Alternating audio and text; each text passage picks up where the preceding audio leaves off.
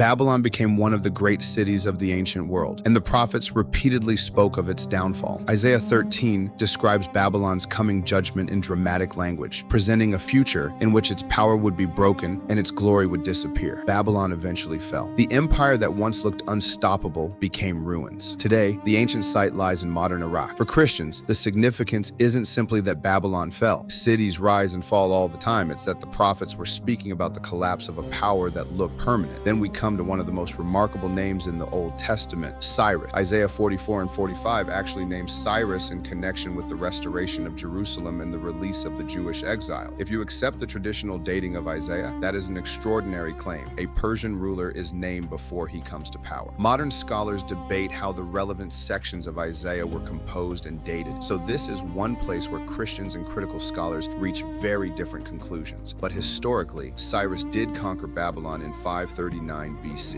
and he is associated with policies that allowed displaced peoples, including Judeans, to return and rebuild. Whatever conclusion you reach about the dating of Isaiah, the passage is remarkable. Now we get to the prophecies Christians connect most directly to Jesus. Micah 5:2 points to Bethlehem as the birthplace of a future ruler from the line of David. Matthew connects that prophecy with Jesus. Isaiah 7:14 is also frequently connected with Jesus' birth, although Christians and Jewish interpreters have debated the passage's original meaning for centuries. Then there's Zechariah 9:9. It describes a king arriving in Jerusalem riding on a donkey. And in the Gospels, Jesus enters Jerusalem in exactly that way. That's the scene Christians remember as Palm Sunday. Then we come to Psalm 22. This passage is striking. A coming king, a fallen kingdom, a restored people, a Messiah from David's line. And finally, Jesus, standing at the center of the Christian reading of all of it. You've probably heard the famous probability argument from Peter Stoner. He famously calculated the statistical probability of 8 specific messianic prophecies being fulfilled by chance as extraordinarily small, using a large numerical illustration involving silver dollars. The illustration is memorable, but it shouldn't be treated as a scientific proof that Christianity has been mathematically proven. The assumptions behind those calculations have been debated, and honestly, Christianity doesn't stand or fall on that number. The stronger question is much simpler. What do you make of the fact that Christians, from the earliest church onward, believed Jesus' life, death, and resurrection brought together a huge network of passages written centuries earlier? You can argue about individual prophecies. You can challenge the dating. You can debate the interpretation, but you cannot understand Christianity without understanding its central claim that the story of Jesus is connected to a story that began long before his birth. That is why Isaiah 46:10 matters so much. God says, "I make known the end from the beginning," and that's the claim sitting underneath the entire biblical story. Not that Christians found a few lucky predictions, but that history itself is part of God's story, from Eden to Abraham, to Israel, to Babylon, to Jerusalem, to the prophets, and finally to Jesus. The Bible's biggest claim is not simply that prophecy predicts the future. It's that history has a direction, and Christians believe that direction leads to Christ. So maybe the most important question isn't, can every prophecy be turned into a statistic? Maybe it's this: why does the Bible keep pointing forward? And if Jesus really is the fulfillment Christians claim he is, then the story isn't finished, not even close. Subscribe to Biblical Universe for more Bible stories, mysteries, and difficult questions that make you look at Scripture a little differently.